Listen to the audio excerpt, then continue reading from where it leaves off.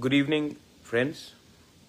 मैं आज Facebook live में आया हूं एक इम्पॉर्टेंट मैसेज अपने लोगों को देने के लिए और जो दिल के अंदर का बात है वो बोलने के लिए। मैंने कल वीडियोस देखा जहां में बांग्लादेश में हमारे कैसे इंडिजिनस माइनॉरिटीज़ के ऊपर अटैक्स हुआ, बेरहमी से मारा गया, घर जलाया गया। और ये पहली बार नहीं हुआ है। जब से शेख हसीना का सरकार गिरा है तब से पूरे बांग्लादेश में माइनॉरिटीज़ के ऊपर, हिंदू बंगाली हो, खासीज, गारोज, जयंतियाज, त्रिपुरीज, चाकमाज, मॉग्स, हम सब के ऊपर अटैक्स हो रहा है। ये अनएक्सेप्टेबल है। और मैंने देखा है कि हम लोग चुप बैठे हैं। मैं कभी भी हमेशा मैं कहता हूं कि एक देश का अस्तित्व तब बनता है जब वो अपने माइनॉरिटीज को प्रोटेक्ट करे। इंडिया में, त्रिपुरा में मैंने हमेशा अपने माइनॉरिटीज के लिए बात किया है। मुसलमान हो, मैंने हमेशा उनके लिए पोजीशन रखा है।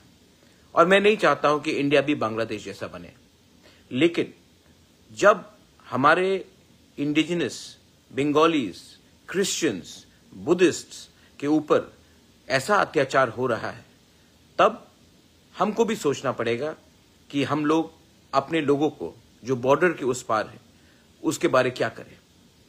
मैं जानता हूं कि जो हो रहा है वो प्लानिंग से हो रहा है, ये सिस्टमैटिकली हो रहा है, क्योंकि ये लोग चाहते हैं कि वो हमारा जमीन ले ले, हमारा घर को जलाकर ऑक्यूपाई करे।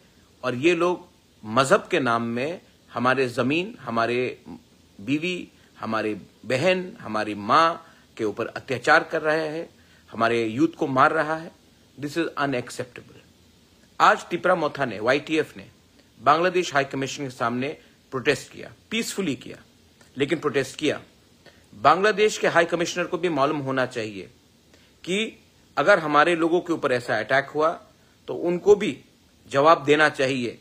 त्रिपुरा में ऑफिस बैठकर, त्रिपुरा में एंजॉय कर अगर आप हमारे लोगों के ऊपर जो अटैक्स हो रहा है उसका जवाब ठीक से नहीं दे सकते हैं तो आपका क्या काम है त्रिपुरा में बैठकर रहने के लिए?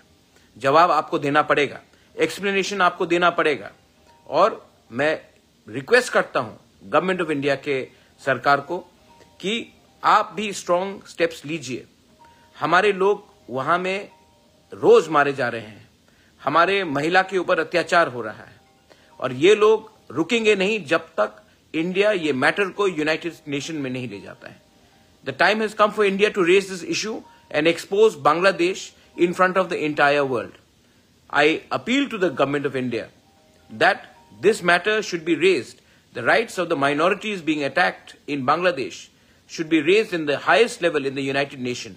And let us embarrass Bangladesh. If they cannot protect the lives of the Hindus, the Christians, the Buddhists in Bangladesh, world aid should be stopped to them. Asian Development Bank should take them to task. And India should also rethink about whether we need to give them the perks that they deserve or not. बहुत हो गया।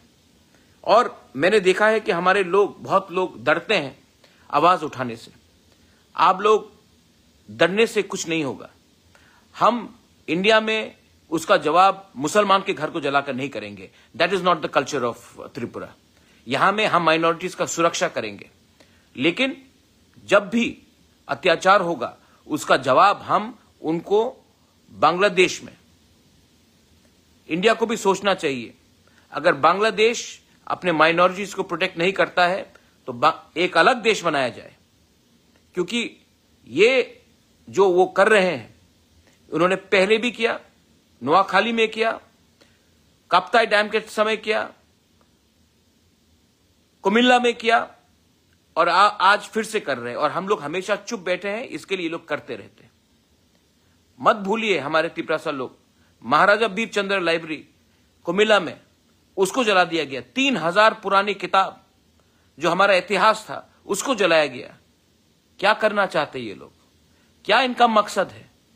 इनको भी समझना चाहिए। और India should actually seriously consider exposing Bangladesh and the present administration in Bangladesh at the United Nations. This is a clear case of human rights violation.